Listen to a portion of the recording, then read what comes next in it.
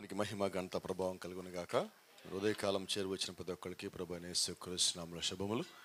మనం ఒకసారి నిలబడి ఉండగా కీర్తనలు 80వ కీర్తన తిప్పుదాం. పరిశుద్ధ గ్రంథాన్ని 80వ కీర్తన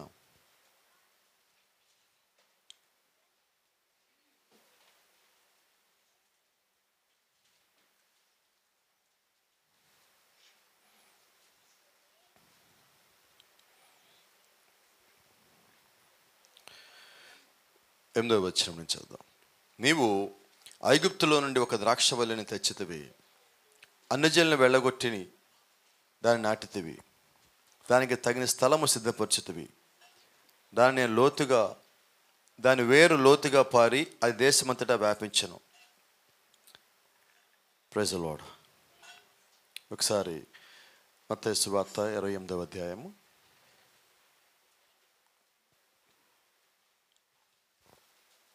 8వ వచనం చదువుదాం.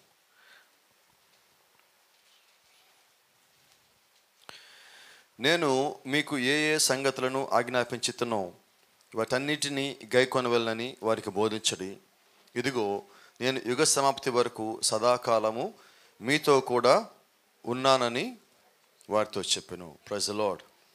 అలాగే ఉండి ఒకసారి 32వ కీర్తనలో కూడా చూద్దాం. ఒక చిన్న మాటని. 32వ కీర్తన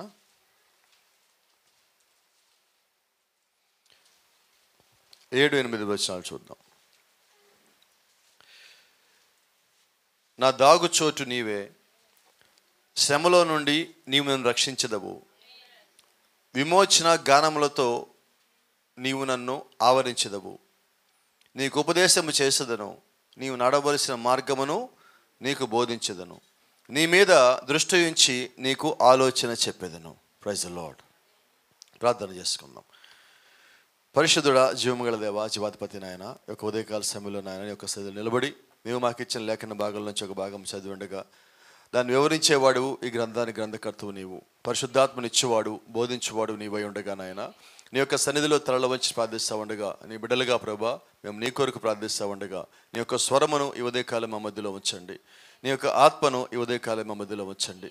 నీవిచ్చే బయలుపాటును పొందుకున్నట్టుగా ప్రభా మాకు నీ యొక్క కృపదైత్యమని ప్రాధాయపడుతున్నాం ప్రభా. నీ యొక్క వాక్యం కిందకి మేమందరం వస్తూ ఉండగా నీ యొక్క వాక్యంతో మా హృదయాన్ని సంధించమని, మమ్మల్ని సరిచేయమని, మాకు ఏది కావాలో ప్రభా నిశ్చయంగా దాని కాకుండా నాయన నీ చిత్తంలో మాకు ఏది అవసరమైందో దాన్ని మాత్రం మాకు దయచేయమని, దాని ద్వారా మీరే మహిమయు ఘనతయు ప్రభావం మా మధ్యలో పొందుకోనమని ప్రభు యేసుక్రీస్తు నీ నామమందు ప్రార్థిస్తున్నాము. ఆమేన్. God bless you. దయచేసి కూర్చుందాం. Praise the Lord.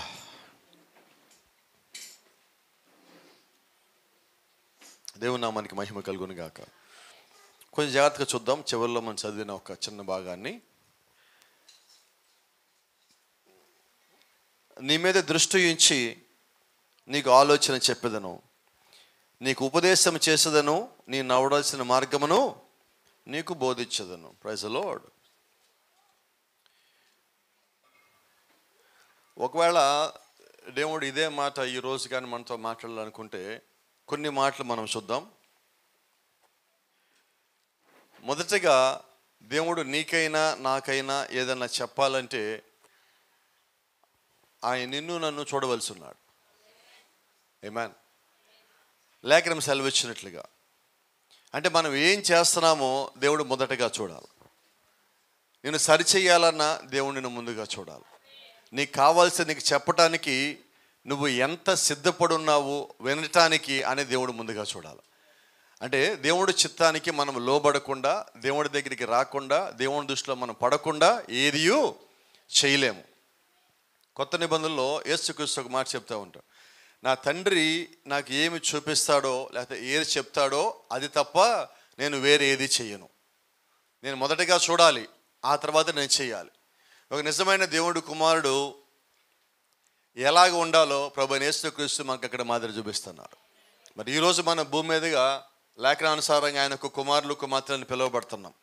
మరి ఇప్పుడు మనం నిజంగా ఆయన ఒక కుమారులు కుమార్తెలు అయి ఉన్నట్లయితే ఆ DNA మనలో కూడా ఉండాలి కదా. ఏంటి ఆ DNA? ఆయన ఏం చూపిస్తే నేను అదే చేస్తాను. ఇప్పుడు ఆ DNA మనలో ఉంటే మనం ఏం చేస్తాం? నన్ను ఎవరన్నా చూస్తేనో, నాకెవరన్నా గద్దించి చెప్తేనో, నేను ఎక్కడన్నా పట్టుబడితేనో తప్ప నేను సరిగా ఉండటం కాదు. ఎవరు నా చుట్టుపక్కల లేకపోయినా కూడా నేను వాక్యానుసారంగా ఉండాలి. నేను ఎవరు తెలియని ప్రాంతానికి వెళ్ళినా కూడా నేను వాక్యానుసారంగా ఉండాలి. నన్ను ఎవరు గమనించకపోయినా కూడా నేను వాక్యానుసారంగా ఉండాలి. ఎందుకని ఈ మాటలు అంటున్నానంటే, నీ చుట్టుపక్కల ఎవరు లేకపోయినా కూడా నేను గమనించేవారు ఉన్నాడు. ఆయన పేరు ప్రభు అయిన యేసుక్రీస్తు. ఆయన చెప్పిన మాట అన్నట్లయితే, ఇదిగో యుగ సమాప్తి వరకు సదాకాలము నేను మీతో కూడా ఉన్నాను అంటే ఆయన మొత్తం నీ జీవితం, నా జీవితం చూసేశాడు. కాబట్టి ఈరోజు ఇప్పుడు నువ్వు చర్చిలో కూర్చున్నా ఆయనని గమనిస్తానే ఉన్నాడు. నువ్వు చర్చికి రావటానికన్నా ముందు ఆయన గమనిస్తానే ఉన్నాడు. ఈరోజు ఆదివారం కదా ఆయన గమనిస్తాడేమో అనుకుంటున్నావేమో, ఆయన శనివారం కూడా గమనిస్తాడు. శనివారం అంటే 2 రోజుల వారంలో గమనిస్తాడు అనుకుంటున్నావేమో, ఆయన 7 రోజులు గమనిస్తున్నాడు. ఆయన ఈ సంవత్సరంలో ఏదో ఒక్కరోజు కాదండి, ఒక్క వారం కాదండి, సంవత్సరం ఆది నుంచి సంవత్సరాంతం వరకు ఆయనని గమనిస్తానే ఉన్నాడు. దానికి ఉద్దేశం ఏంటంటే, దేవుడు ప్రతిసారి, ప్రతి గడియ, ప్రతి క్షణము నిన్ను చూస్తానే ఉన్నాడు. ఆమేన్. ఇప్పుడు మనకు భయం ఎంత ఉండాలా? వాస్తవంగా వాక్యానుసారంగా ఉండేవాడైతే దేవుడు నన్ను చూస్తాడని భయం ఉండదు. ఎవరికి ఉండాలి భయం? ఓ చిన్న మాట చెప్తే, పరీక్షల సీజన్ కదా, త్వరగా అర్థమవుతుంది. కాపీ తీసుకొచ్చి రాసేవాడు భయపడతాడా? కాపీ రాయకుండా రాసేవాడు భయపడతాడా? మరి ఇప్పుడు వాక్యానుసారంగా ఉండేవాడు భయపడతాడా? వాక్యానుసారంగా లేనివాడు భయపడతాడా? ఎట్లా చెప్పారు మీరు? మరి ఇప్పుడు మనందరం భయపడతామా లేదా? ఖచ్చితంగా భయపడుతున్నాం. ఎందుకో చెప్పమంటారా? ఒక 10 విషయాలు ఉన్నాయి అనుకుందాం. 10 విషయాలు ఉన్నాయి. ఈ 10 విషయాల్లో ఇక్కడున్న దాదాపుగా అందరము 5 నుంచి 7 విషయాలు కరెక్ట్గానే ఉంటాం.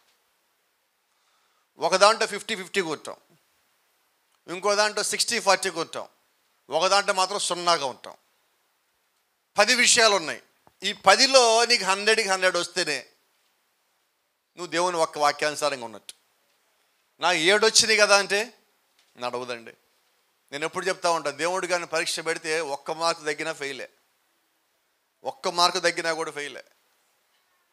మరి మన సంగతి ఏంటి? ఈరోజు మనం ఎటువగా ఉన్నామంటే, నేను దీంట్లో బాగానే ఉన్నా కదా, దీంట్లో మార్చేందా కదా, దీంట్లో బాగానే ఉన్నా కదా, దీంట్లో వదిలేసాను కదా అని వదిలేసి నువ్వు జ్ఞాపకం చేసుకుంటున్నావు. నేను అంటున్నా, నీలో ఉన్న వాటి సంగతి ఏంటి? నీలో ఉన్నవి వదిలిపోవాలని కదా దేవుడు వాక్యం వచ్చింది. నువ్వు వదిలేసిన వాటి గురించే మాట్లాడుకుంటావు ఉంటే దేవుడు యొక్క వాక్యం నువ్వు చదవాల్సిన పనే లేదు. దేవుడు యొక్క వాక్యం ఎందుకు చదువుతున్నావు? నీలో మిగతావి కూడా బయటికి పోవటానికి. దేవునికి నీకు అడ్డుగా ఉండే నీలోంచి తీసేయడానికే దేవుడు వాక్యం ఇచ్చాడు. దాని కొరకే దేవుడు సేవకుడిని పంపించాడు. దాని కొరకే దేవుడు సంఘానికి వచ్చాడు. నిన్ను ఇంకా ఆత్మీయంగా బలపరచడానికి దేవుడు పరిశుద్ధాత్మ కూడా ఇచ్చున్నాడు. ప్రైజ్ ది లార్డ్, హల్లెలూయా. కొద్ది జాగ్రత్త గమనించినట్లయితే, ఈరోజు నీకైనా నాకైనా నీ యొక్క మార్గాన్ని చూపించేది వాక్యమే. నేనేమంటానంటే, వాక్యం అంటే అది దేవుని యొక్క కన్ను అయ్యి ఉన్నది. దేవుడి యొక్క కన్ను నీకు ఏం చూపిస్తుందో నువ్వు అదే చూడాలి. నాకు నచ్చింది నేను చూస్తానన్నప్పుడు దేవుడి నుంచి పక్కకు తొలగేవాడుగా ఉంటాడు. బైబిల్ చెప్తా ఉన్నది, పరిశుద్ధాత్మను దుఃఖపరచకుడి. ఇప్పుడు పరిశుద్ధాత్మ అంటే ఎవరు? ఆయన ఎక్కడో ఉన్నాడు కదా. మన లెక్కలో దేవుడు ఎక్కడ ఉన్నాడంటే పరలోకంలో ఉన్నట్టు. దేవుడు పరలోకంలో లేడు. 7 సంఘకాలాలు మీకు జాగ్రత్తగా చదివినట్లయితే, ఇప్పుడు 7 సంఘకాలం అయిపోయేంత వరకు దేవుడు భూమి మీదే ఉండాలి. అవునా? అంటే ఇప్పుడు దేవుడు ఎక్కడున్నాడంటే, ఆయన చెప్పిన మాట ప్రకారంగా, ఇదిగో యుగ సమాప్తి వరకు సదాకాలము నేను మీతో కూడా ఉన్నాను. ఆ మాట నిజమైతే 7వ సంఘకాలంలో ఆయన భూమి మీదే ఉండాలి, ఆయన మనతోనే ఉండాలి, ఆయన మనం చేసేది చూడాలి, మనం సరిచేయాలి. ఆయన యొక్క సంఘాన్ని ఆయనే ఈ దినము కట్టుకుంటా ఉన్నాడు. ఎలా కడుతున్నాడు దేవుడు? ఆయన యొక్క వాక్యంతో కడతా ఉన్నాడు. గత రాత్రి కూడా మాట్లాడడం జరిగినది. దేవుడు ఈరోజు సంఘం కడుతున్నాడు. ఎక్కడ కడుతున్నాడంటే ఆయనలో సంఘం కడుతున్నాడు. బైబిల్ చెప్తా ఉన్నది, క్రీస్తు సంఘం ఎక్కడ కడుతున్నాడంటే బండలో కడుతున్నాడు. ఈ బండ మీద నా సంఘము కట్టుదును. ఏంటి ఆ బండ అంటే? క్రీస్తు అనే బండ. ఏంటి ఆ బండ అంటే, అపొస్తలులు పౌలు అంటున్నాడు, ఆ బండ క్రీస్తే అంటున్నాడు. పాత నిబంధనలో వాళ్ళు ఐగుప్తు నుంచి కనాన్ వరకు వచ్చినప్పుడు ఆ బండ వారిని వెంబడించినది. వారు ఆ బండనే కొట్టారు. ఆ దాహం వేసినప్పుడు బండను కొడితే బండ నీరిచ్చింది. ఆ నీటి వాళ్ళు బతికి జీవించున్నారు. అయితే ఈరోజు ఆ బండ నీరునివ్వట్లేదండి, ఆత్మనిస్తా ఉన్నది. అందుకని అపోస్తలుడైన పౌలు అంటాడు, మనమందరము ఒక్కటే ఆత్మలో పానము చేసితిమి. ఎవరిది ఆత్మ? ప్రభువైన యేసుక్రీస్తుది. ఏ ఆత్మ? పరిశుద్ధాత్మ.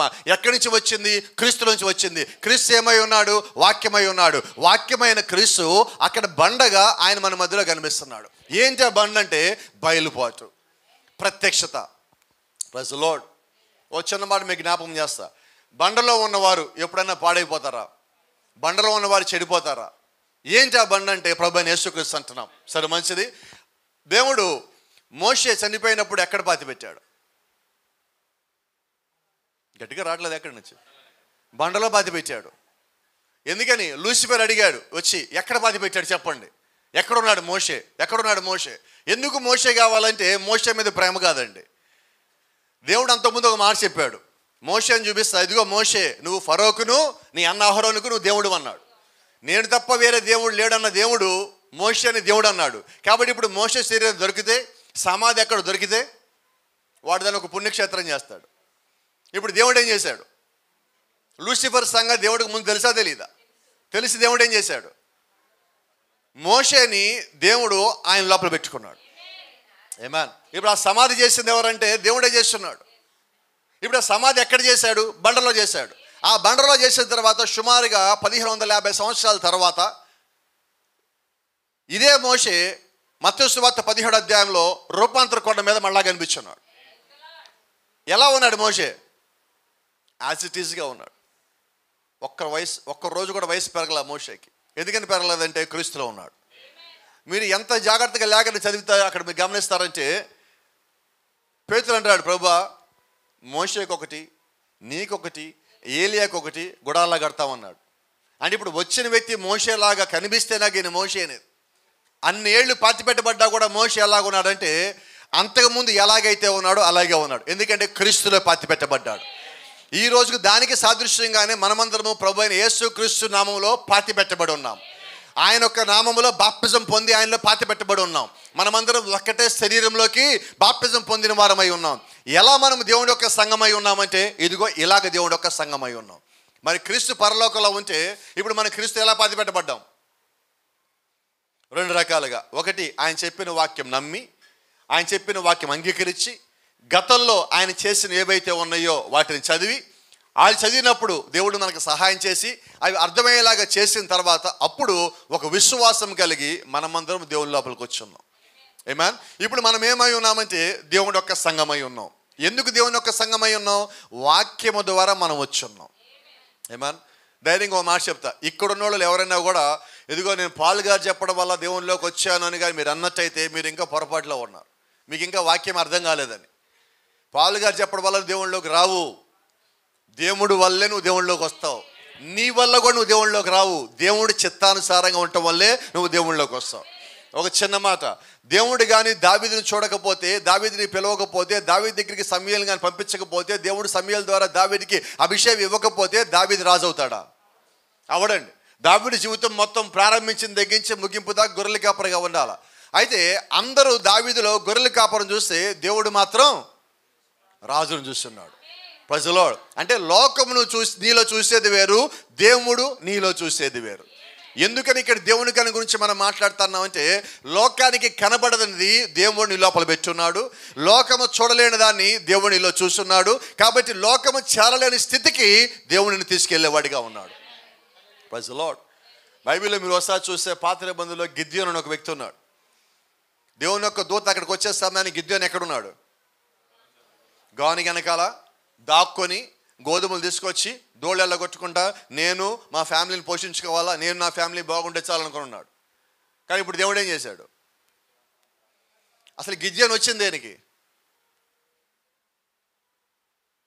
నా కను దృష్టి నీ మీద ఉంచి నీకు ఆలోచన చెప్పేదను. ఇప్పుడు దేవుడు ముందేం చేశాడంటే గిద్యోను దగ్గరికి వచ్చాడు, గిద్యోనుతో మాట్లాడుతున్నాడు. జాగ్రత్తగా గమనించినట్లయితే లేఖనం తెలిసిన ఏ ఒక్కరైనా కూడా గ్రహించగలిగిన ఒక సంగతి ఉన్నది ఇక్కడ. ఏంటంటే గిద్యోను పుట్టడానికన్నా ముందుగానే దేవుడు ఒక ఆలోచనలో గిద్యోను ఇజ్రాయేల్కి న్యాయాధిపతి అయి ఉన్నాడు. అవునా? పేతురు భూమి మీద రావడానికన్నా ముందుగానే దేవుడు ఒక ఆలోచనలో ఉన్నాడు. ఇర్మియా తల్లి గర్భంలో ఉండగానే దేవుడు ఒక ఆలోచనలో ఉన్నాడు. అంటే దాని ఒక అర్థం ఏంటంటే, నువ్వు భూమి మీదకి వచ్చాక దేవుడు నిన్ను చూడటం కాదు, భూమి మీదకి రావటానికన్నా ముందుగానే నీ తల్లి గర్భంలో ఉండగానే దేవుడు నిన్ను చూస్తున్నాడు. Praise the Lord. దేవుని నామానికి మహిమ కలుగును గాక. నేను అనుకుంటాను, బాజిబాద్ ఇంటికి వచ్చి యోబు గ్రంథంలో నాకు ఒక వచనం చూపించున్నాడు. నీ చేతిని ఇలాగ ముడిచి పెట్టి దేవుడిని ముద్రించాడు అన్నాడు.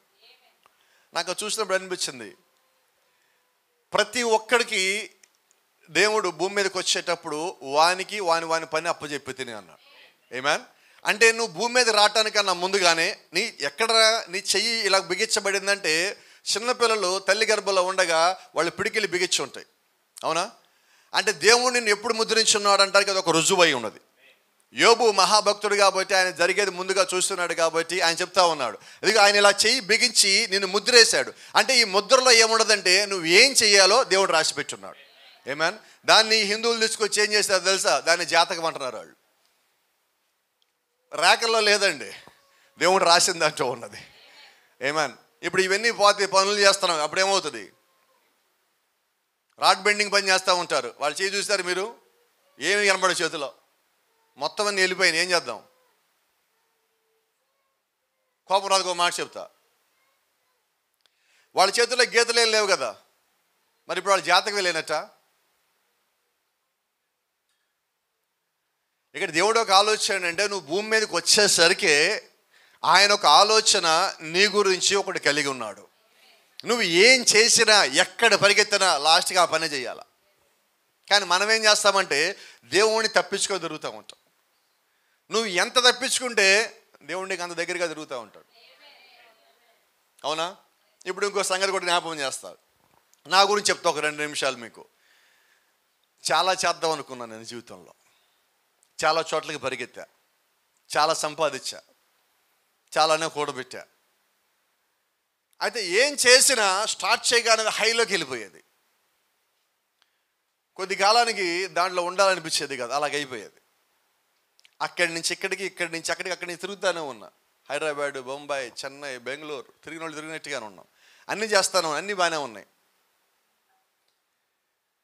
ఎప్పుడైతే పరిచర్లోకి వచ్చామో అంత సంపాదిస్తున్నా సాటిస్ఫాక్షన్ ఉండేది కాదు. 2 లక్షలు 2.5 లక్షలు వస్తున్నా కూడా ఒక సంతోషం ఉండేది కాదు సాయంకాలం ఇంటికి రావడానికి. ఇంటికి వచ్చినప్పుడు ఏం సంగతి అంటే ఒక తృప్తి లేని జీవితం. డబ్బులు బాగున్నాయి, పేరు బాగున్నాయి, అందరి మధ్యలో మంచి ఇమేజ్ అంతా బాగున్నది, ఇవన్నీ బాగానే ఉన్నాయి, లోపల సాటిస్ఫాక్షన్ లేదు. బైబిల్లో దేవుడు ఒక మాట చెప్తాడు, యెహోవా సెలవీయక తిని తృప్తి పొందగలవాడెవడు. దేవుడు నీకు సెలవిస్తే తప్ప నువ్వు తిన్నా కూడా బాగా తిన్నా అని చెప్పలేవు. అటువంటి స్థితి ఈరోజు. మనం ఎంత సంపాదించినా నేను సంతోషంగా ఉన్నాను ఎప్పుడు చెప్తావంటే దేవుడు నీకు సెలవిస్తేనా. ఆమేన్. దీంట్లోకి వచ్చా చెప్తాను, దేవుని ఒక పరిచయంలోకి వచ్చాక ఒక్కొక్క చోటకు పోతే తినటానికి వీలు కాదు, రకరకాల భోజనం, తెలియని పరిస్థితి. అయినా కూడా వాక్యం చెప్పేసిన తర్వాత అక్కడ భోజనం ఎలాగున్నప్పుడు కూడా లోపలక్క సాటిస్ఫాక్షన్ ఉంటుంది. ఈరోజు దేవుడు పని చేశాను, సంతోషంగా దేవుడు పని చేశాను, అది ఇక్కడ దేవుడు ఇచ్చున్నాడు. అక్కడ మొత్తం పరిగెత్తినప్పుడు దొరకనది ఎదుగో ఇక్కడ పని చేసినప్పుడు దొరుకుతూ ఉన్నది. కాబట్టి అర్థం ఏంటంటే అక్కడ దేవుడు చూస్తూనే ఉన్నాడు, ఇక్కడ దేవుడు చూస్తూనే ఉన్నాడు. దీంట్లో మార్పు ఏంటంటే దేవునిది కాని పని అక్కడ చేస్తున్నాం, ఇక్కడ దేవుడు చెప్పిన పని చేస్తున్నాం. దేవునికి చెప్పని పనిలో మనం పోయినప్పుడు నువ్వు ఎంత ముందుకు పోయినా నువ్వు లాస్ట్కి ఫెయిల్ అయ్యి వెనక్కి వచ్చి ఆయన పనిలోకి రావాల్సిందే. చాలామంది మనం పనులు బిగిన్ చేస్తున్నాం, చాలాసార్లు చెప్తా ఉన్నాం, మళ్ళీ మీకు జ్ఞాపకం చేస్తున్నా. కొన్ని పనులు బిగిన్ చేసినప్పుడు ఏమంటామంటే దేవుడు చెప్పాడండి నాకు. ఎవరు చెప్పారు వింటావా? ఏనో దేవుడు చెప్పాడు నాకు, దేవుడు చెప్పాడు మంచిదే. సరే దేవుడు చెప్పాడన్నా ఎవడన్నా కాదంటాడా? కాదనడు. ఆ పని బిగిన్ చేసాం, కొద్ది కాలం అయినది, ఇప్పుడు ఆ పైన ఫెయిల్ అయింది. ఇప్పుడు ఏమంటాం? అమ్మ చెప్పరా, ఎవరు రాలేదు ఈరోజు చర్చికి, ఎవరు ఏమంటాం? దేవుడి చిత్తము కాదంటాం. ముందేం చెప్పాం? దేవుడు చూపించాడు, జాగ్రత్తగా దేవుడు చెప్పాడు, దేవుడు చూపించాడు. పాస్టర్గా మా దేవుడు చూపించాడండి అయిపోద్దంటే సరే మంచిది, ఎందుకు కాదనాలి నేను. లాస్ట్కి ఏమైంది అమ్మా? గట్టిగా చెప్పమ్మా. దేవుని చిత్తము కాదు. ఎప్పుడు కాదు దేవుని చిత్తం? ఇది పని సక్సెస్ అవునప్పుడు కాదు, అది నీ ఫస్ట్ ఆలోచన వచ్చినప్పుడే. నిజమైన మాట.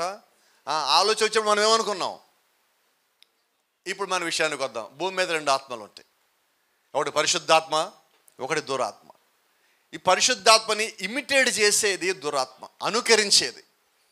వాడేం చేస్తారంటే దేవుడు ఆలోచన ఇచ్చాడు నీకు అన్నట్టుగానే వాడు కూడా వాళ్ళ ఆలోచన ఇస్తాడు. ఇప్పుడు మనం ఏం చేస్తాం? దేవుడు చూపించాడు. ఎప్పుడు ఫెయిల్ అయ్యాం మనం అంటే, ఏర్పరచబడిన వారు సైతము మోసపూర్చే ఆత్మను ఈరోజు భూమి మీద ఉన్నది. ఆ ఆత్మ ఏం చేస్తా అంటే నిన్ను భ్రమకు గురి చేస్తుంది. దేవుడు ఎప్పుడు నిన్ను భ్రమలో పెట్టాడు. దేవుడు ఎప్పుడు ఫెయిర్గా చెప్తాడు. ఆయన చెప్పాలనుకునే క్లియర్గానే చెప్తాడు. ఆయన సగం చెప్పి వదిలేసే దేవుడు కాదు. అలా జ్ఞాపకం పెట్టుకో, దేవుడు సగం స్వస్థపరిచే దేవుడు కాదు. ఆయన పరిపూర్ణంగా స్వస్థతనిచ్చే దేవుడు, నిన్ను పరిపూర్ణంగా లేవనెత్తే దేవుడు, నిన్ను పరిపూర్ణంగా బలపరిచే దేవుడు, నీకున్న సమస్తాన్ని నుంచి పరిపూర్ణంగా పైకి ఎత్తగల దేవుడై ఉన్నాడు. ఆమేన్. అయితే అపవాది ఏం చేస్తారంటే దేవుడు నీ జీవితంలో తీసుకొచ్చే పనులని డిస్టర్బ్ చేయడం కోసం వాడు కొన్ని ఆలోచనలు ఇస్తాడు, వాడు కొన్ని కలలు ఇస్తాడు, వాడు కొన్ని దర్శనాలు ఇస్తాడు, వాడు కొన్నిటిని చూపిస్తాడు, వాడు కొన్నిటిని చెప్తాడు. అవి ఎలాగుంటాయి అంటే నిజంగా దేవుడే చెప్పాడేమో అన్నట్టుగా ఉంటుంది. ఇప్పుడు మనం ఎక్కడున్నాం? ఈ రెండింటి మధ్యలో ఉన్నాం.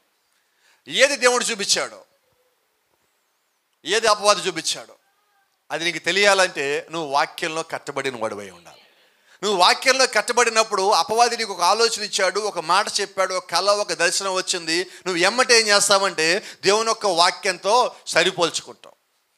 దేవుని యొక్క వాక్యంతో సరిపోల్చబడినప్పుడు నిశ్చయంగా నీవు వాక్యానుసారంగా ఉన్నప్పుడు అపవాది ఎటువంటి ఆత్మ నీ దగ్గర తీసుకొచ్చినా నువ్వు పడిపోగలవా? పడిపోలేవు. ఎందుకంటే నువ్వు దేవుడు ఒక ఆత్మలో ఉన్నావు. Praise the Lord. దేవుని నామానికి మహిమ. ఒక చిన్న సంగతి మీకు జ్ఞాపకం చేస్తా. బైబిల్లో ఒక రాజు ఉన్నాడు, మీకు జ్ఞాపకం చేస్తున్నాను. అహాబు స్నేహితుడు, గుర్తున్నాడా? అహాబు ఒక రోజు పిలిచాడు, ఇదిగో దేవుడు నాకు చెప్పాడు మనం అందరం కలిసిపోయి యుద్ధం చేద్దాం అన్నాడు. అవునా? యుద్ధానికి వెళ్ళారా? ఆ రాజు వచ్చాడు, వచ్చేమన్నాడు, నీ దగ్గర యెహోవా ప్రవక్తలు ఉన్నారా అన్నాడు. ఉన్నారన్నాడు. ఎంతమంది ఉన్నారన్నాడు? 400 మంది ఉన్నారన్నాడు. పిలువన్నాడు. పిలిచాక మనం యుద్ధానికి పోదామా వద్దా ఎంక్వైరీ చేయరాదా ప్రవక్తల దగ్గర అన్నాడు. వాళ్ళందరూ ఏమన్నారంటే నువ్వు రాజా, నువ్వు వెళ్ళు, నువ్వు వాళ్ళని కుమ్ముతావు, నువ్వు వాళ్ళని చంపుతావు, నువ్వు అట్లా చేస్తావు ఇట్లా చేస్తావు అంటున్నాడు. వాళ్ళందరం చూశాడు. ఆ రాజా అన్నమాట జ్ఞాపకం ఉండదా? మరి వచ్చిన వాళ్ళు ఎవరు? అందరూ యెహోవా ప్రవక్తలే. వాళ్ళందరూ ఏమంటున్నారు ఇప్పుడు? నువ్వు వెళ్ళు, నువ్వు కుమ్ముతావు. ఒకడైతే ఏకంగా ఎద్దు కొమ్ములు తీసుకొచ్చేట పొడి చెదిగో నువ్వు శత్రుట పొడుస్తావని చెప్తున్నాడు. రుజువులు, సూచనలు చూపిస్తున్నారు. ఆహాబు అనుకున్నాడు, ఆహా ఇక నేను గ్యారెంటీ గెలిచినట్టే అనుకున్నాడు. అవతల ఒక రాజు వచ్చాడు. అని అంటున్నాడు, వీళ్ళందరూ కాదుగా నీ దగ్గర యెహోవా ప్రవక్త లేడా అన్నాడు. అదేంటది? ఇప్పుడు ఈ 400 ఆత్మలు ఏంటి? బైబిల్ చదివారా మీరు? దురాత్మలు.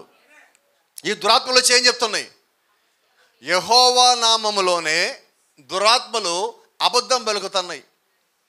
ఇప్పుడు నీ దగ్గర వాక్యం ఉంటే నీ ముందు పలికేది దురాత్మో కాదో నీకు తెలుసా తెలీదా? ఖచ్చితంగా తెలుస్తుంది నీకు. ఎందుకని తెలుస్తుంటే నువ్వు దేవుడి సంబంధమై ఉన్నావు, నువ్వు పరిశుద్ధాత్మ సంబంధమై ఉన్నావు. కాబట్టి నీ ముందున్న అబద్ధాన్ని, పాపాన్ని, మోసాన్ని నువ్వు గ్రహించలాగున దేవుడు నీకు వివేచనిచ్చున్నాడు, దేవుడు నీకు శక్తినిచ్చున్నాడు, ఆయన కనుదృష్టి నీ మీద ఉంచున్నాడు. ఆయన యొక్క ఆత్మ నీ చుట్టూ ఉండి నీకు సమస్తాన్ని బోధించేదిగా, సమస్తాన్ని తేటగా చూపించేదిగా ఉంటుంది. హల్లెలూయా. ఇప్పుడు అందరూ చూస్తుంటే ఆ వచ్చిన రాజు ఏం చూస్తున్నాడు? 400 మంది అరుపులు, కేకలు, సంతోషం. వీళ్ళు యుద్ధానికి వెళ్ళటానికైనా ముందుగానే విజయోత్సవం చేసుకుంటున్నారు. ఆయన అంటున్నాడు ఇది కరెక్ట్ కాదని. యెహోవా ప్రవక్త ఎవడో లేడా? అప్పుడు ఆహాబు అన్నాడు, ఉన్నాడు ఒకడు. ఏం చేస్తాడు? ఎప్పుడు చూడు తిడతాడే కానీ ఎప్పుడు దీవించడు అసలు నన్ను. మనం కూడా ఏ సంఘానికి పోవాలనుకుంటాం? మరి అక్కడ 400 మంది దీవించే వాళ్ళు ఉన్నారు. ఎవరు వాళ్ళందరూ? శపించబడ్డోళ్ళు. దురాత్మ పొందుకున్నవాడు ఎవడంటే శపించబడ్డాడు. ఇప్పుడు శపించబడ్డాడు 400 మంది ఉన్నారు. ఇప్పుడు 400 మంది దీవెనలు తీసుకుందామా? ఆ వచ్చిన కూడా తిట్టించుకుందామా? గట్టిగా చెప్పండి. అందరూ చెప్పట్లేదు, రాలేదే. తిట్టించుకుందామా? నేను నమ్ముతున్నా మీరు ఆ సంఘంలో ఉన్నారు. మనం రాజీ పడొద్దండి వాక్యముతో. ఏం పోయినా పర్వాలా, రాజీ పడ్డావంటే లోకంతో మనం రాజీ పడ్డా, దేవునితో రాజీ పడ్డావా, ఇక మన సంగతి అయిపోయినట్టే. ఇప్పుడు అతను రాజీ పడుతున్నాడా? పిలిచినవాడు ఎవడు? రాజేనా? వచ్చినవాడు ప్రవక్తేనా? ఇప్పుడు ప్రవక్త ఏం చెప్పాలా? రాజుకు లోబడి చెప్పాలా. కానీ అంటున్నాడు, ఎల్లు గెలుస్తా పో. అదిగో నేను చెప్పానా? ఏం చెప్తాడు చూసావా? శుభం పలకడు అసలు. కాదు ఒక్క నిమిషం ఆగు, నాకు ఈ నిజమైన ప్రవక్త కనిపిస్తున్నాడు. ఇప్పుడు మేము వెళ్ళమంటా వద్దంటావా? అతను చెప్పేదండి, మనం పోదాం. ఆ ప్రవక్త అంటున్నాడు, మీరు వెళ్తే మళ్ళీ తిరిగి రారు. 400 మంది ఏమంటున్నారు? Praise the Lord. ఇప్పుడు దురాత్మ పొందిన వాళ్ళు ఎక్కువ మంది ఉన్నారా? పరిశుద్ధాత్మ పొందిన వాళ్ళు ఎక్కువ మంది ఉన్నారా? ఇప్పుడు మనం ఎవరి మధ్యలో ఉన్నాం? 400 మందికి ఈ ఒక్కడికి మధ్యలో ఈరోజు మనం ఉన్నాం. నీ నిర్ణయం ఏంటి? గుంపు పోతుంది కదా, నేను కూడా గుంపు వెనకాల పోదాం అనుకున్నాను. గుంపు ఇప్పుడు రెడీగానే ఉంటుంది. మీకు సంగతి తెలుసో లేదో, పైకి వెళ్ళే వాళ్ళు తక్కువ మంది, కిందకి పోయే వాళ్ళు ఎక్కువ మంది. గుంపులు కిందకి పోయే వాళ్ళు రెడీగా అవుతున్నారు. మనకి ఎక్కడికి పోదాం? మనం పైకి వెళ్ళటానికి ఇక్కడికి వచ్చున్నామండి. దేవుని ఒక వాక్యం పరలోకం తీసుకుపోతుంది. వ్యక్తులు మన పరలోకం తీసుకెళ్లే వాళ్ళు కాదు. దేవుడు ఒక ఆత్మ, దేవుడు ఒక శక్తి, దేవుడు ఇచ్చిన పరిపూర్ణమైన వాక్యము ఈ గడియ వర్తమానము మనల్ని అందరి నుంచి వేరు చేసినది. ఇప్పుడు రాజు అంటున్నారు, ఒక్క నిమిషం ఆగు, ఈయన్ని అడుగుదాం. రాజు అంటున్నాడు, లేదు. ఆహబ్ అంటున్నాడు, లేదు, ఇతను తీసుకెళ్ళి బంధించండి, నేను వచ్చాక ఇతని సంగతి చెప్తాను. ఆ ప్రవక్త అంటున్నాడు, రాజా, ఒకవేళగా నువ్వు ప్రాణాలతో తిరిగి వస్తే నాకు అసలు యెహోవా చెప్పలేదు అనుకుంటా పో, నేను అబద్ధీకుడిని పో. ఎంత ధైర్యం ఉండాలా? ఎందుకని ధైర్యం? అధికారానికి లోబట్టలేదు అతను, రాజుకి భయపట్టలేదు, అటుపక్కన గుంపుకు భయపట్టల్లా, నన్ను ఏదైనా చేస్తారని భయపట్టల్లా. ఎందుకు భయపడుతున్నాడంటే, నేను దేవుణ్ణి కలిగి ఉన్నాను. నేను దేవుడు ఒక్క మాటలు కాక వేరే మాటలు చెప్తే నేను భయపడాలా? దేవుడు ఒక్క మాటలు చెప్పినప్పుడు నాకెందుకు భయం? దేవుడు చెప్పింది చెయ్యాలా. Praise the Lord. మరి ఈరోజు దేవుడు యొక్క ఆత్మ ఆ ప్రవక్త మీద ఉన్నట్ట లేనట్ట? మరి నేను అంటున్నా, అదే ఆత్మ ఈరోజు దేవుడు యొక్క సంఘంలో కూడా ఉన్నది. ఏమాన్? ఇప్పుడు దేవుడు యొక్క సంఘంలో అదే ఆత్మ ఉంటే నీవు నేను ఎలాగ ఉంటావు?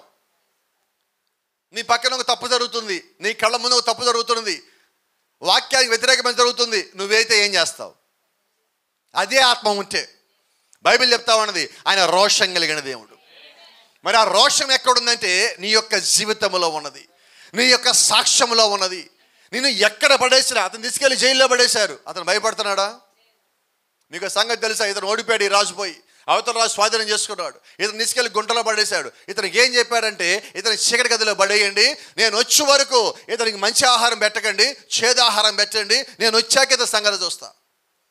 అతను చచ్చిపోయాడు, వెళ్ళిన ఆయన. Is right? Praise the Lord. ఈయన తిరిగి వచ్చాడు, వేరే రాజు జయించి అక్కడికి వచ్చాడు. జయించి వచ్చిన తర్వాత ఎలా ఉండదు అక్కడ? ఒక ఆయన చెప్తున్నాడు, అయ్యా నువ్వు ఇక్కడ రావటానికన్నా ముందుగా జయిస్తాడని ఒక ప్రవక్త చెప్పున్నాడు, ఎమ్మట ఆయన బయటికి తీయండి. మరి ఆయన చివరిలో ఒక మాట అన్నాడు, రాజా నువ్వు కానీ తిరిగి వస్తే, అసలు యెహోవా నాతో మాట్లాడలేదు. ఇది ఇప్పుడు భ్రమ కలగజేసే ఆత్మ, పరిశుద్ధాత్మ. అతను ఏమన్నా పొరపాటు పడ్డాడా? అమ్మో నా మీదకి వచ్చింది కాబట్టి నాకు సంబంధం లేదు, నేను పక్క తప్పుకుంటా అన్నాడా? తప్పుకునే ప్రసక్తి లేదు పరిశుద్ధాత్మ కలిగిన వ్యక్తి. అలాగే యేసుక్రీస్తు కూడా నీ జీవితంలో నా జీవితంలో ఆయన నీ పక్షాన ఉంటాను అని చెప్తే, ప్రపంచం మొత్తం నీకు ఎదురొచ్చినా ఆయన నీ పక్షానే ఉంటాడు. ఆయన నాకు ఒక మాట చెప్పాడు, నేను విడువను. మీకు కూడా చెప్పున్నాడు ఆ మాట, నేను ఆ మాట నమ్ముతా ఉన్నా. ఇంకో మాట కూడా చెప్పాడు, నేను పిలిచిన వాడు నమ్మదగిన వాడు, కాబట్టి నేను ఆ మాటను కూడా నమ్మున్నా. నన్ను పరిచయం పిలిచింది ఆయన అయితే, నన్ను విడువను ఎడబాని చెప్పింది ఆయన అయితే, నేను ఆయన ఒక వాక్యానికి లోబడినప్పుడు, ఆయన ఒక ఆత్మ కట్టుబడినప్పుడు నిశ్చయంగా ఆయన నా పక్షాన ఉండే దేవుడై ఉన్నాడు. ఆమేన్. ఇలా మాట్లాడుకుందాం. ఆయన ఒక్కడి పక్షాన ఉంటాడా? నిలబడలేదు. ఆ వాక్యాన్ని ఎవరైతే నమ్మారో, అంగీకరించారో, హృదయమంతటితో తీసుకున్నారో, ఆయన వారి పక్కన ఉండే దేవుడై ఉన్నాడు. ఆయన వారి పక్షమున పోరాడే దేవుడై ఉన్నాడు. ఆమేన్. అయితే జ్ఞాపకం పెట్టుకోండి, ఈ దినము మనం ఎటువంటి దేవుడిని కలిగి ఉన్నామంటే, దేవుడి కార్యాలన్నీ చేస్తున్నాడు. అయితే ఇదే దేవుడి కార్యాలన్నీ చేస్తా ఆయన ఇంకో సంగతి కూడా మనకి ఇస్తున్నాడు. ఏంటంటే, దేవుడు తన సంఘాన్ని కట్టుకుంటూ, ఈ కట్టుకున్న సంఘంలో మచ్చ ముడత ఉండకూడదని కోరుకుంటున్నాడు. అవునా? Praise the Lord. అంటే ఇప్పుడు దేవుడు పరిశుద్ధాత్మ ఇచ్చింది దేనికి? సంఘంలో ఏ ఒక్కరు మచ్చ ముడత కలిగి ఉండకూడదని దేవుడు పరిశుద్ధాత్మనిచ్చున్నాడు. హల్లెలూయా. ఎందుకు దేవుడు పరిశుద్ధాత్మనిచ్చాడంటే మనకి ఇప్పుడు అర్థమైనది. మనల్ని మనం శుభ్రం చేసుకోవటానికి, మనల్ని కడుక్కోవటానికి. దేవుని నామానికి మహిమ ఘనత ప్రభావం కలుగునుగాక. ఇంకొకటి, దేవుడికి కావాల్సింది లోపము లేని మచ్చ ముడత లేనటువంటి సంఘము ఆయన కలిగి ఉండాలని చెప్పి ఈ దినం ఆశపడుతున్నాడు. ఆమేన్. దేవుని యొక్క వాక్యము కాక ఇంకా నువ్వు వేరేది ఏదైనా నమ్మినట్లయితే మరి మళ్ళీ మచ్చ ఉన్నట్ట లేనట్ట? ఉన్నట్టే. కాబట్టి ఈరోజు ప్రభువైన యేసుక్రీస్తును కాక మనం ఇంక వేరేది నమ్మే స్థితిలో లేము. ఎందుకే లేమంటే నువ్వు ఆయన ద్వారా భూమి మీదకి వచ్చున్నావు, ఆయన ద్వారా దగ్గరికి వాక్యం వచ్చింది, ఆయన యొక్క రక్తం ద్వారా మనం కడగబడి ఉన్నాం, ఆయన యొక్క కృప కింద ఈరోజు మనం నివాసం చేస్తున్నాం. ఆమేన్. వర్తమానం సెలవిస్తూ ఉన్నది, దేవుడు ఎందుకని మనకి శ్రమలను శోధనలను అనుమతిస్తున్నాడంటే నీ విశ్వాసము ఎలాగుందో తెలుసుకోవడానికి ఆయన అనుమతిస్తున్నాడు. Praise the Lord. ఇప్పుడు ఆ ప్రవక్త విశ్వాసము తెలుసుకోవడానికి ఆయనే మాటలు పెట్టాడు. ఆ మాటలు ప్రవక్త చెప్పున్నాడు. ఆ మాటలు ఆయన పలికిన తర్వాత ఆయన విశ్వాసం ఎలాగుండదంటే ఆయన విశ్వాసము దేవుణ్ణి చేరినది. ఆమేన్. ఈరోజు మనకు కూడా ఒత్తిడి వచ్చినా ఇబ్బంది వచ్చినా, ఇప్పుడు చూడండి, ఒక ప్రవక్త తీసుకెళ్ళి రాజు ద్వారా ద్వేషించబడి జైల్లో పడ్డాడు. అవునా? ఇప్పుడు జైల్లో పడేస్తున్నారనే కానీ ఆ వ్యక్తి యొక్క విశ్వాసం ఎలాగ ఉండాలా? ఇబ్బంది అయిపోలా, జారిపోటలా. కానీ ఈయన ఎలాగ ఉన్నాడు? పర్లేదు అయ్యి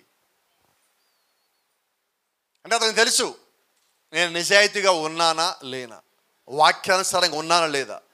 నువ్వు ఒత్తిడిలో పడదేయబడ్డప్పటికీ కూడా నువ్వు వాక్యాన్ని వెంబడించినప్పుడు నేను అంటున్నా దేవుడు ఒక్క కన్ను నిన్ను కాపాడేదిగానే ఉంటుంది. మన లేఖనం చదువుకున్నాం, బైబిల్ మొత్తం మనకు తెలుసు, బైబిల్లో ప్రతి కథ తెలుసు. యోసేపు గురించి కానీ చూస్తే యోసేపు దేవుడు పెట్టిన పరీక్షలో పాస్ అయ్యాడు. ఎక్కడికి వెళ్ళాడు? జైలుకి వెళ్ళాడు. ప్రమోషన్ వచ్చి ఎక్కడున్నాడు? ఇప్పుడు జైల్లో ఉన్నాడు. ఇప్పుడు యోసేపు ఒక్క పూటన్నా బాధపడ్డా? నేను నిజంగానే ఉన్నానే, నేను యథార్థంగా ఉన్నానే, అయినా నాకు ఎందుకు ఇలాగైనది? కోపం రాదుగా? మనలో చాలామంది అలాగ ఉంటామండి. ఎస్ అనోనా? నేను పర్ఫెక్ట్గానే ఉన్నానే, అంతా కరెక్ట్గా ఉన్నానే, ఆయన ఎందుకు నాకు ఇలాగవుతున్నది? నేనంటున్నా యోసేపు కన్నా ఉన్నావా అంటున్నా. లేము. కానీ మన మాటలు మాత్రం యోసేపు కన్నా ఎక్కువ ఉన్నాయి. జీవితం మాత్రం యోసేపుకి మనకి సరిపోవట్లేదు, అంత దూరంలో ఉన్నాం. అంత గొప్పగా నిలబడి రోషం కలిగిన వాళ్ళు ఒక్కసారి కూడా దేవుని విమర్శ చేయలే. కానీ మనము ఎంత చిన్నది వస్తే నేను పర్ఫెక్టే కదా. మనం ఎవరు ఎక్కడ అంటవేనా? నేను మనం ఎంత చేస్తున్నాం దేవుడికి, దేవుడు మనకేం చేయట్లేదు. ఏం చేస్తున్నామంటే సరిగ్గా సంఘానికి కూడా రారు వాళ్ళు. ఏంటది? ఇంత చేస్తున్నామే, ఏం చేసావు నువ్వు? Praise the Lord. అంటే పోల్చుకోకూడదు కానీ ఒక చిన్న మాట చెప్తాను. ఎంత చేస్తావన్న మాట చెప్తున్నా. మేము ఇంచుమించుగా వారానికి 5 రోజులు తిరుగుతున్నాం, అంతేనా? సుమారుగా 5 రోజులు తిరుగుతున్నాం. నిద్రలు సరిగ్గా ఉండవు, ప్రయాణం సరిగ్గా ఉండదు, ఇంటికి వచ్చాక నడుంకి టవల్ కట్టుకోవాలి, ఒక్కోసారి బ్యాక్ పెయిన్ వచ్చినప్పుడు, తినడానికి సరిగ్గా ఉండదు, రకరకాల భోజనాలు తిన్నాక ఇంటికి వచ్చాక ఆరోగ్య సమస్యలు వస్తాయి, సరిగ్గా స్ట్రైట్గా పడుకోలేము, నైట్లు నిద్ర పట్టదు, ఏ సమయంలో ఎవడు ఫోన్ చేస్తాడో తెలీదు, సమాధానం చెప్పాలా. ఇంత ఇలాగ జీవిస్తున్నప్పుడు కూడా ఏ రోజు కూడా నేను ఇంత చేస్తానని అనలేదండి. అవునా? మరి నెలలో 1-2 సార్లు సంఘానికి వచ్చేవాళ్ళు ఆ మాట నిజంగా ఎలా కనిపిస్తుంది? వినబడలే నాకు. ఎంత చేస్తావు? ఏం చేస్తున్నావు నువ్వు? ఒకవేళ నువ్వు ఆ 2 సార్లు రావడానికి నిజంగా పోరాటంగా చేస్తుంటే ఖచ్చితంగా నీ పోరాటం దేవుడు చూస్తాడు. నేను తక్కువ చేయడంలో నేను, కానీ నోట్లోంచి ఆ మాట రావద్దు. నువ్వు దేవుడికి ఏమి చేయలేవు కూడా. దేవుడిని విమర్శ చేసేంతగా నువ్వేమీ చేయలే. యోబు భక్తుడు విమర్శ చేశాడంటే ఆయన జీవితం ఎట్లాంటి జీవితం? ప్రతిరోజు సాయంకాలం ఫ్యామిలీ మొత్తం కూర్చోబెట్టి నువ్వు తప్పు చేసావా, అబ్బాయి నువ్వు తప్పు చేసావా, అమ్మాయి నువ్వు తప్పు చేసావా, కోడల నువ్వు తప్పు చేసావా, అల్లుడు నువ్వు తప్పు చేసావా, ప్రతి ఒక్కళ్ళని అడిగి ఇంట్లో ఒక్కొక్కళ్ళ నిమిత్తము ప్రతిరోజు గొర్రెల్ని వధించి దేవుడికి పెట్టాడు. పశ్చాత్తాపం, ప్రాయశ్చిత్త ప్రార్థనలు చేసుకుంటా పశ్చాత్తాపం పొందుతా అక్కడ ప్రతిరోజు బలి అర్పణ చేస్తున్నాడు. కాబట్టి ప్రతిరోజు పాపం లేదు కాబట్టి నా ఇంట్లోంచి పాపం తీసేశాను కాబట్టి ఇప్పుడు నేను పాపం చేయలేదంటున్నాడు యోబు. మరి మన సంగతి? కొన్ని రోజులు మన ఇళ్లలో ప్రార్థన చేయటం మర్చిపోతామండి. అవునా?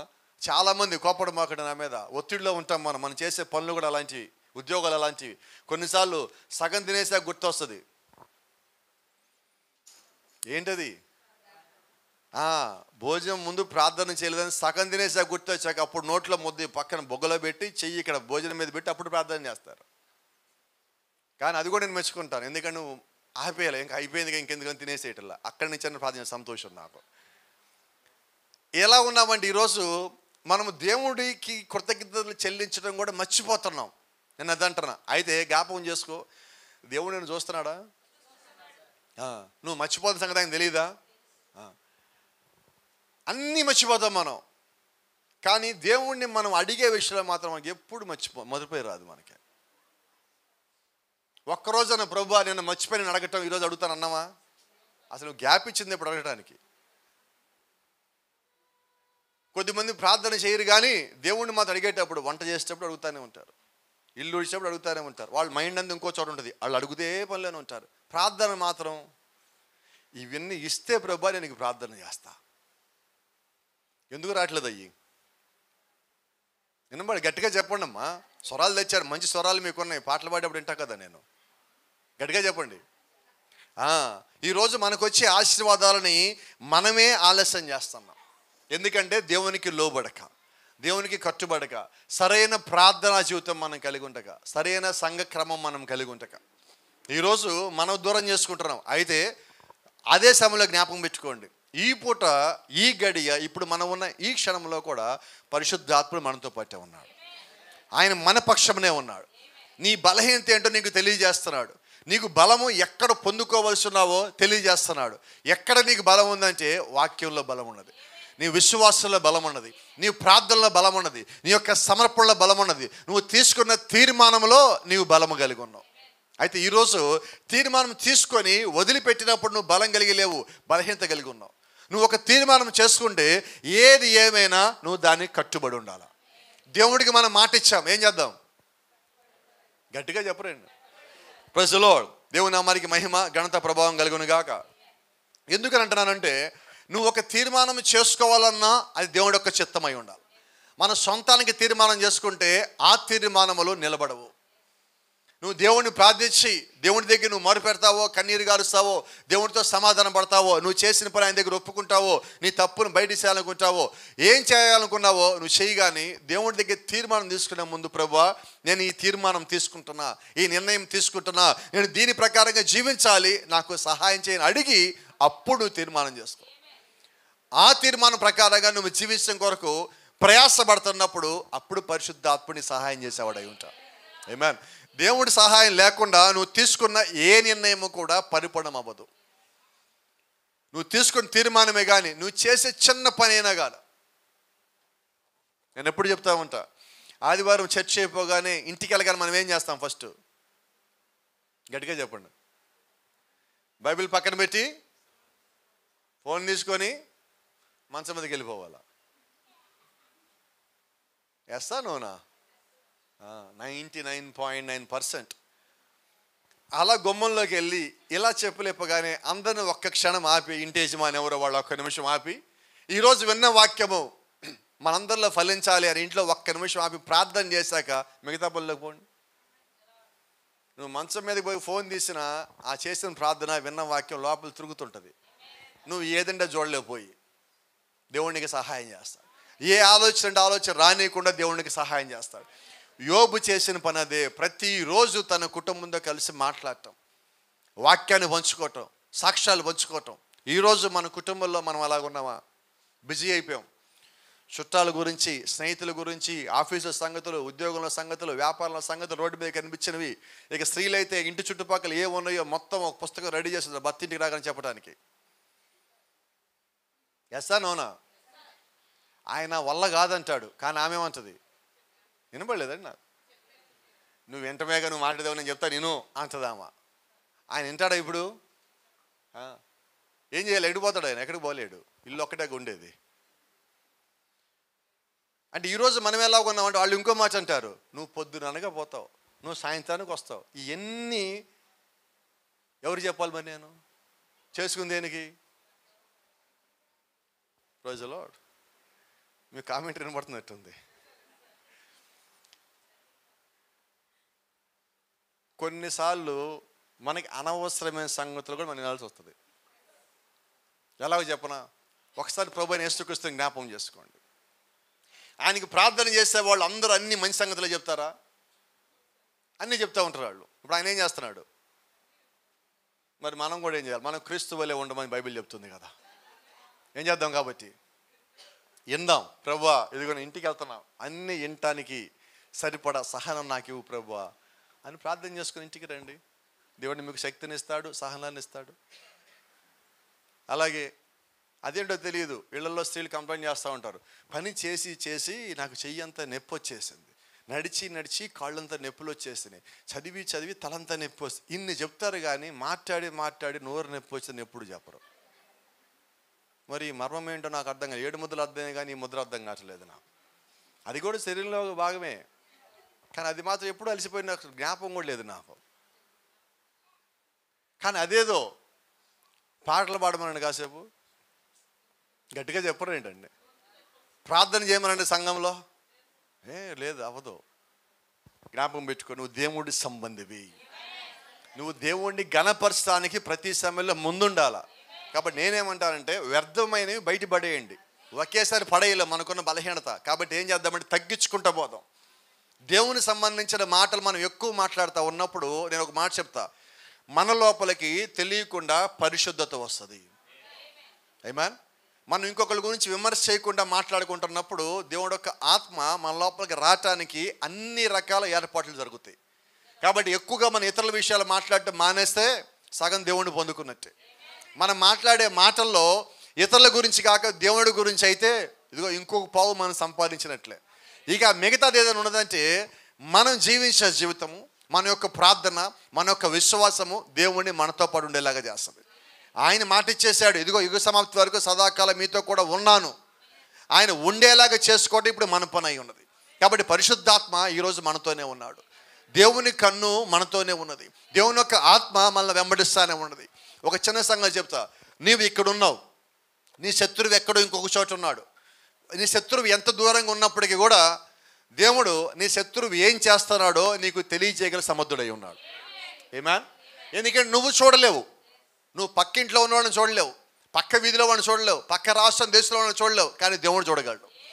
అదే సమయంలో నువ్వు ఇక్కడున్నవాడి కోసం ప్రార్థన చేసినప్పుడు దేవుడు ఎలాగ ఫలించేలాగా చేస్తాడో, నీకు కనబడిన ప్రాంతంలో నీ యొక్క స్నేహితుడో సహోదరుడో నీ బంధువు ఉన్నప్పుడు వారి నిమిత్తం నువ్వు ప్రార్థించినప్పుడు ఆ ప్రార్థన యథార్థత ఉంటే దేవుడు దాన్ని అక్కడ చేసేవాడిగా ఉన్నాడు. హల్లెలూయా. గమనించండి, ఎలీషా ఒకరోజు గుహలో కూర్చొని ఉన్నాడు. గ్యాజీగో మాట చెప్పాడు, వెళ్ళి ఇజ్రాయెల్ రాజుని పిలువన్నాడు. ఇజ్రాయెల్ రాజు వచ్చాడు, ప్రభు దగ్గరికి వచ్చి యజమానుడా ఏంటో చెప్పు అన్నాడు. ఇదిగో సిరియా వాళ్ళు అటుపక్కన దండెత్తి అక్కడ సైన్యం తీసుకోవాలని ప్లాన్లో ఉన్నారు, నువ్వు ముందు పోయి అక్కడ ఉండిపో. వాళ్ళు సిరియా వాళ్ళు వచ్చేపాటికి ఇజ్రాయెల్ రాజు అక్కడ కనిపించాడు. సిరియా వాళ్ళు వెనక్కి వెళ్ళిపోయారు. ఒక 2 నెలల తర్వాత వాళ్ళు ఇంకో ప్లాన్ వేశారు. మళ్ళీ ఎలీషా పిలిచి మళ్ళీ చెప్పాడు. ఇప్పుడు సిరియా రాజు ఒక మీటింగ్ పెట్టాడు అంతఃపురంలో. మనలో ఎవడో వేగులు ఉన్నాడు. ఎందుకు రాజా నీకు అనుమానం వచ్చింది? కాదు, నేను అంతఃపురంలో కూర్చొని ప్లాన్ చేస్తా ఉంటే ఈ ప్లాను ఇజ్రాయెల్ రాజుకు తెలుస్తూ ఉన్నదంటే మనలో ఎవడు అమ్ముడు పోయాడు. Praise the Lord. అక్కడ ఒక సైనికుడు చెప్తా ఉన్నాడు, రాజా మనలో ఎవడు వేగులేడు, కానీ వాళ్ళకి ఆ సంగతి తెలుస్తుంది. ఆ సంగతి నాకు తెలుసు, నీకు ఎలా తెలుసు? వాడికి ఒక ప్రవక్త ఉన్నాడు. ఆమేన్. ప్రవక్త ఎవరతను? ఎలీషా. అయితే ప్రవక్త ఉంటే ఏంటి? నువ్వు ప్రవక్త అంటే ఏమనుకుంటున్నావు తెలుసా? ప్రవక్త అంటే దేవుడు ఒక కన్నయ్య ఉన్నాడు. ఆమేన్. నువ్వు ఇక్కడ ఉన్నావు, ఆయనేమో అక్కడ ఉన్నాడు, ఆయన గుహలోంచి బయటికి రాడు, కానీ ఇక్కడ నువ్వు ఏం చేసావు మొత్తం అక్కడ చెప్పేస్తాడు. అప్పుడు ఈ రాజు అంటున్నాడు, అలాగైతే ముందు మన ప్రవక్తను తీసుకొచ్చేయండి. ప్రవక్త వస్తాడా? వీళ్ళు ప్రవక్తను తేడానికి ఏం చేశారు తెలుసా? రాత్రిపూట సైన్యం మొత్తం ప్రవక్తను గుహ చుట్టూ గమ్మేశారు. Praise the Lord. దేవుని నామానికి మహిమ. వీళ్ళు పొద్దున్నే గెహజీ బయటకు వచ్చాడు. చూసినప్పుడు అంతా సిరియా సైన్యం కనిపిస్తున్నది. పెద్ద పెద్ద కేకలు వేశాడు, నా ఏలిని వాడా, నా ఏలిని వాడా. ఎలీషా బయటకు వచ్చాడు. బయటకు వచ్చి ఏమంటున్నాడు? చాలా జాగ్రత్త. గెహజీ ఏం చూస్తున్నాడో అదే ఎలీషా కూడా చూస్తున్నాడు. గెహజీ ఎక్కడ నిలబడి ఉన్నాడో అదే బాల్కనీలో ఎలీషా కూడా నిలబడ్డాడు. వీళ్ళిద్దరిలో చూపులో తేడా ఉన్నది, గమనించారా? గెహజీ ఏమో భూ సంబంధంగానే చూస్తున్నాడు, ఎలీషానేమో ఆత్మ సంబంధంగా చూస్తున్నాడు. మరి ఈరోజు నీ ముందు ఒక సమస్య వచ్చినప్పుడు నువ్వు ఎలా చూస్తున్నావు? ఇప్పుడు గెహజీ చూసేది లోకరీతిగా ఉన్న భూ సంబంధమైన కన్నులతో చూస్తున్నాడు. ఎలీషా ఏం చూస్తాడంటే దేవుడు యొక్క కన్నుతో చూస్తున్నాడు. దేవుడు యొక్క కన్ను ఏం చూపిస్తుందంటే నీ యొక్క విజయం నీకు చూపిస్తుంది, దేవుడు చేసిన ఏర్పాటు నీకు చూపిస్తుంది, దేవుడు యొక్క సైన్యాన్ని చూపిస్తుంది, దేవుడు చేయబోయే యుద్ధాన్ని నీకు ముందుగానే చూపించేది దేవుడు యొక్క కన్ను అయి ఉండదు. అంటే నువ్వు ఎదుర్కొనే దానిలో విజయం ఎలాగుంటుందో దేవుడు నీకు ముందుగా చూపించాడు. Praise the Lord. ఇప్పుడు ఇంతకీ వాళ్ళు వచ్చింది దేనికి? ఎలీషా కోసమని వచ్చింది. Praise the Lord. ఇప్పుడు ఎలీషా వాళ్ళ మధ్యలోకి పోయాడు, ఎలీషా కొరకే వచ్చారు వాళ్ళు. ఇప్పుడు ఎలీషా ఏమంటున్నాడు? మీరు దేనికోసం వచ్చారు? ఎలీషా అంటున్నాడు. వాళ్ళు అడిగాడు మీరు దేనికోసం వచ్చారు? వాళ్ళు అన్నారు మేము ఎలీషా కొరకు వచ్చాం. ఎలీషా అంటున్నాడు రండి చూపిస్తానన్నాడు. ఈయనెవరు? ఈయనేమంటున్నాడు? అబద్ధం చెప్పలేదండి ఎలీషా. ఎందుకంటే వాళ్ళ కళ్ళకు పొరలు ఉన్నాయి, వాళ్ళ కళ్ళు పొరలు ఉన్నాయి. ఆ పొరలు బట్టి ఎలీషాలో గుర్తించలేదు, వచ్చింది ఎలీషా కొరకే. ఇప్పుడు ఎలీషా అందరిని తీసుకుని పోయి ఒక చోట వదిలిపెట్టాడు. ఎక్కడ వదిలిపెట్టాడు తెలుసా? మొత్తము ఇజ్రాయెల్ సైన్యం మధ్యలో వదిలిపెట్టాడు. మొత్తమైన చంపేయచ్చు. కానీ ఎలీషా అంటున్నాడు చంపడం మన పని కాదు, నువ్వు వీళ్ళతో మాట్లాడు, ఇక నీకు వాళ్ళకి యుద్ధం ఉండకూడదు రాజా. Praise the lord. యుద్ధం కోసం అంతకొరకు కొట్టుకోవడానికి అన్ని చేసిన ఏర్పాట్లని ప్రవక్త ఏం చేశాడు? ఆపేశాడు. ఇది ప్రవక్త ఇష్టమా? యుద్ధం ఆపడం దేవుడికి ఇష్టమై ఉన్నది. ప్రవక్తను పట్టుకునేలాగా దేవుడు ఇజ్రాయెల్ రాజుని సిరియా రాజుని ప్రేరేపించాడు. ఎందుకంటే వాళ్ళు రాజు మీద దండెత్తుతున్నారు, ప్రవక్త దగ్గరికి వస్తే మార్గం తెలియజేస్తాడు. దేవుని యొక్క మార్గము దేవుడు ప్రవక్తలో పెట్టున్నాడు. ఇప్పుడు ఆ ప్రవక్త దగ్గరికి వాళ్ళు రాగానే చూడండి ఎలీషానే వాళ్ళని నడిపించాడు. కళ్ళు పొరలు మొత్తం దేవుడు అక్కడ దాకా తీసుకొచ్చాక తెరిచిన తర్వాత వాళ్ళ పరిస్థితి ఏంటి? ఇప్పుడు చాలా జాగ్రత్తగా రండి. ఇప్పుడు సిరియా రాజుని నడిపించినది ఎవరు అంటే ఆ కొద్ది సమయం ఆ యుద్ధాన్ని ఆపడానికి ప్రవక్త వాళ్ళని నడిపించున్నాడు. ఈ యుద్ధాన్ని ఆపింది ఎవరు? ఇజ్రాయెల్ రాజు ఆపలేదు, సిరియా రాజు ఆపలేదు. ఆపింది ఎవరంటే దేవుని యొక్క ప్రవక్త. అయితే జాగ్రత్తగా గమనించండి, దేవుడు యొక్క ప్రవక్త యుద్ధాన్ని ఆపలేదు, దేవుడు యుద్ధాన్ని ఆపాడు. ఆమేన్. ఎవరిలో ఉండి ఆపాడు? ఆయన యొక్క ప్రవక్తలో ఉండి ఆపాడు. ఎందుకని ప్రవక్తలో ఉండి ఆపాడంటే ఇజ్రాయెల్ రాజు దేవుడికి లోబడతా ఉన్నాడు, తన సొంత నిర్ణయం చేయటల్లా, ప్రవక్తని దాటిపోటల్లా, అంటే దేవుని యొక్క కనుని దాటిపోటల్లా. ఆమేన్. మరి ఈరోజు ఆ ఇజ్రాయెల్ యొక్క రాజు స్థానంలో మనం పెట్టుకుందాం కాసేపు. శత్రువు ఎక్కడికి వచ్చాడు? వాళ్ళంతటే వాళ్ళు నీ దగ్గరికి వచ్చి లొంగిపోయేలాగా దేవుడు చేస్తున్నాడు. నువ్వు ఇజ్రాయెల్ రాజు అయి ఉన్నావు. ఇప్పుడు ఆ వచ్చిన సిరియా సైన్యము నీ యొక్క శత్రువు అనుకున్నావు, ప్రవక్త దేవుని కన్ను అనుకుందాం. నువ్వు దేవుని యొక్క కన్నుకు లోపడుతున్న ఇజ్రాయెల్ రాజు వలె ఇప్పుడు దేవుడు నీ శత్రువులు తీసుకొచ్చి నీ ముందు మోకరిల్లేలా చేశాడు. ఇప్పుడు వాళ్ళు కొట్టకెళ్ళా చంపకెళ్ళా వాళ్ళంతా వాళ్ళు ఒప్పుకొని అక్కడి నుంచి వెళ్ళిపోయేలాగా ఏర్పాటు చేస్తున్నాడు. ఎంత బాగుంది జీవితం ఇప్పుడు, అవునా? ఈరోజు మన జీవితం ఎటువంటి కలిగి ఉన్నామో తెలుసా? మన శత్రువు ఒక ప్లాన్ వేస్తున్నాడు మన మీద, మనం ఏం చేస్తాం? వినబడలే నాకు. ఇంకో ప్లాన్, అవునా? ఇప్పుడు మనం ముందు ప్లాన్లు వేయటానికేనా?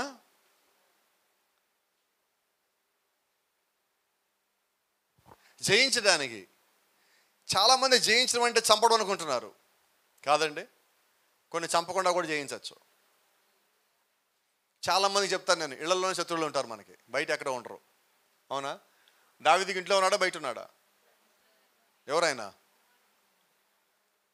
వాళ్ళ మామలు, వాళ్ళ మామే. ఎన్నిసార్లు దావీదుని చంపుదాం అనుకున్నాడు, బయట ఎక్కడ వేస్తాడు? ఇంట్లోనే బల్లి విసురుతున్నాడు కూర్చోబెట్టి. ఇప్పుడు దావీదు చంపలేడా సౌల్ని? కానీ ఏం చేశాడు? నా పని అది కాదంటున్నాడు. మరి ఈరోజు మనం పోల్చుకోమంటే దావీదుతో పోల్చుకుంటాం, కానీ అలా ఉండమంటే నాకు కుదరదంటాం. చాలా జాగ్రత్త. దావీదుని దేవుడి కన్ను కాపాడుతుంది, పౌలుని దేవుడి కన్ను కాపాడుతుంది, ఇజ్రాయెల్ రాజుని దేవుడి కన్ను కాపాడుతుంది, ప్రవక్తల్లో దేవుడి యొక్క కన్ను ఉన్నది, అది కాపాడుతున్నది. నేను అంటున్నా ఈరోజు అదే దేవుని కన్ను నిన్ను కాపాడుతున్నది. ఎలా కాపాడుతుందంటే ఆయన ఒక ఆత్మలో నీవు ఉన్నావు, దేవుడు యొక్క ఆత్మ అంటే ఏదో కాదు, ఆయన యొక్క కన్ను అయి ఉన్నది. ప్రకటన గ్రంథం 5వ అధ్యాయం ప్రకారంగా భూమి మీదకి దేవుడు యొక్క 5 ఆత్మలు పంపబడ్డాయి. 5 ఆత్మలు దేవుడు యొక్క కన్ను అయి ఉన్నది. ఆ దేవుడు యొక్క కన్నులు ఈరోజు మనల్ని కాపాడేవిగా ఉన్నది. ఇప్పుడు మనల్ని దేవుడు నేరుగానే కాపాడుతున్నాడు. ఆ కాపాడే సంగతి నీకు నాకు అర్థమైనదంటే మనం అటు ఇటు తిరగమండి, అటు ఇటు తిరగం. ఇప్పుడు ఎలీషా అటు ఇటు పరిగెత్తాడా? ఏలియా పరిగెత్తాడా? పౌలు పరిగెత్తాడా? పేతురు పరిగెత్తాడా? వాడికి ఒక నమ్మకం ఉన్నది, మమ్మల్ని దేవుడు కాపాడుతాడు. ఎందుకని కాపాడుతాడంటే నన్ను పిలిచిన వాడు నమ్మదగినవాడు, ఆయన నాకు ఇచ్చిన మాట నన్ను విడువను ఎడబాయనని. ఆయన మాటకి ఆయన కట్టుబడే దేవుడు. నువ్వు ఎక్కడ ఉన్నా నీ చుట్టూ ఆయన కంచేయగలడు, నువ్వు ఎక్కడ ఉన్నా ఆయనను చూడగలడు. అదే సమయంలో నువ్వు ఆయన కనుదృష్టిలో ఉన్నావా నీకు ఆలోచన చెప్పేది ఆయన. నువ్వు చేసింది తప్పో కాదో నీకు తెలియచేసి, నిన్ను సరిచేసి, నిన్ను పరిపూర్ణ మార్గంలో నడిపించి దేవుని రాజ్యం నువ్వు చేరేంత వరకు నీకు ఆయన తోడై ఉన్నాడు. ఆ మాట జాగ్రత్తగా చెప్పి ముగించుకుందాం. ఇదిగో యుగ సమాప్తి వరకు సదాకాలం నేను మీతో కూడా ఉన్నాను. యుగ సమాప్తి అంటే అన్ని జనుల యొక్క కాలము సంపూర్ణమవటము. ఇప్పుడు మనం ఎక్కడున్నామంటే దానియేలు గ్రంథం చెప్పినట్టుగా అన్ని జనుల కాలం యొక్క ముగింపులో మనం ఉన్నాం. ఈ ముగింపు ఏమై ఉన్నదంటే ఈ భూమి మీద నుంచి మనం తీసేయబట్టమై ఉన్నది. ఆ తీసేయబడేంత వరకు కూడా దేవుడు మనతో పాటే ఉన్నాడు. ఎప్పుడైతే భూమి మీద నుంచి ఆయన యొక్క ఆత్మ తీసేయబడినదో, భూమి మీద నుంచి ఆయన యొక్క సంఘము తీసేయబడిందో, ఎప్పుడైతే అన్ని జనుల కాలం సంపూర్ణం అయిపోయినదో ఆ తర్వాత దేవుడు భూమి మీద లేడు. ఇప్పుడు అప్పటి వరకు దేవుడు మనతో పాటే ఉన్నాడు. ఆయన ఇంకో చోటికి పోలేడు, ఎందుకంటే ఆయనే మాట ఇచ్చున్నాడు. మత్తయి సువార్త 28వ అధ్యాయంలో ఈ మాట నువ్వు మాట్లాడు ప్రభువా అని మనం అడగల, ఆయనే మాట్లాడున్నాడు. ఇప్పుడు ఆ మాటను మనం ఆయన జ్ఞాపం చేయక్కర్లా, నీవు జ్ఞాపకం చేసుకుంటే చాలు. ఇదిగో ప్రభువా నేను నీ మాట నమ్ముతున్నాను అంటే ఆ మాట ప్రకారంగా ఆయన మనతో ఉన్నాడు. విమోచన దినం వరకు మీరు పరిశుద్ధాత్మ యందు ముద్రించబడి ఉన్నారు. కాబట్టి ఆయన చెప్పిన మాటకి ఇంకొక లేఖనం యొక్క సపోర్ట్ మనకి ఏంటంటే విమోచన దినము. విమోచన జరిగిపోయినది. విమోచన దినం అంటే redemption, the day of redemption. దేవుడు మనల్ని పైకి తీసుకుపోయేంత వరకు ఆయన ఆత్మ మనల్ని కాపాడుతూనే ఉన్నది. అంటే పైకి వెళ్ళేంత వరకు ఆయన ఆత్మలో ఉన్నాము. ఆయన యుగ సమాప్తి వరకు మీతో కూడా ఉన్నాను అంటున్నాడు. అంటే ఆ ఆత్మే విమోచన దినం వరకు మనతో ఉన్నది. ఏ ఆత్మ? దేవుడు 7 కన్నుల్లో కన్ను మనతో పాటే ఉన్నది. ఆ కన్ను దేవుని ఒక కన్ను అయి ఉన్నది. ఆ కన్నే పరిశుద్ధాత్మ అయి ఉన్నది. కాబట్టి ఈరోజు నీవు నేను దేనికన్నా భయపడాలంటే పరిశుద్ధాత్మకే, లోబడాలంటే పరిశుద్ధాత్మకే, పరిపూర్ణమైన దేవుని యొక్క వాక్యానికే. ముగింపులో ఒక మాట చెప్తా ఉన్నా, దేవుని కన్ను నిన్ను చూస్తానే ఉన్నది. నువ్వు వాక్యానుసారంగా ఉంటే నువ్వు భయపడక్కర్లా. వాక్యానుసారంగా లేకపోతే నువ్వు భయంగానే కలిగి ఉంటే నేను అంటున్నా ఈరోజే నువ్వు లోబడి పరిపూర్ణంగా దేవుడికి సమర్పించు. నువ్వు దేవుడికి భయపడేవాడిగా ఉండటం కాదు, దేవుడికి ఇష్టడిగా ఉండాలి. వాక్యమందు యెహోవాందు భయభక్తులే జ్ఞానము. నీకు ఎప్పుడైతే ఆ జ్ఞానం వచ్చిందో నువ్వు పూర్తిగా లోబడేవాడిగా ఉంటావు. చూడండి, దేవుడు యొక్క వాక్య జ్ఞానం పొందుకున్న వాడికి గర్వం ఉండదండి, అహంకారం ఉండదండి, పొగరు ఉండదండి, నోటి మాట ఎలాగంటే అలాగ రాదండి. ఎందుకనంటే నీలో ఉన్నది దేవుడు, నువ్వు కాదు. వాక్యం ఉన్నదంటే క్రీస్తు నీలో ఉన్నాడు. క్రీస్తు నీలో ఉండగా నీ నోట్లోంచి దుర్భాష ఆడగలవా? నీ నోట్లోంచి బూతులు రాగలవా? నీ నోట్లోంచి అబద్ధ సాక్ష్యం పలకగలవా అంటే పలకలేవు. ఎందుకంటే నీవు కాదు జీవించేది, నీలో క్రీస్తు జీవిస్తున్నాడు. నీవు కాదు జీవించేది, నీలో పరిపూర్ణమైన దేవుని యొక్క వాక్యం జీవిస్తామన్నది. నీవు కాదు, నీలో పరిశుద్ధాత్ముడు జీవించేవాడిగా ఉన్నాడు. నీవు దేవుని యొక్క కనుదృష్టి ఉన్నంత వరకు నీలోంచి దేవుడు సమస్త కార్యాలు చేసేవాడిగా ఉన్నాడు. ఆమేన్. God bless you. దేవుడు మిమ్మల్ని దీవించును గాక.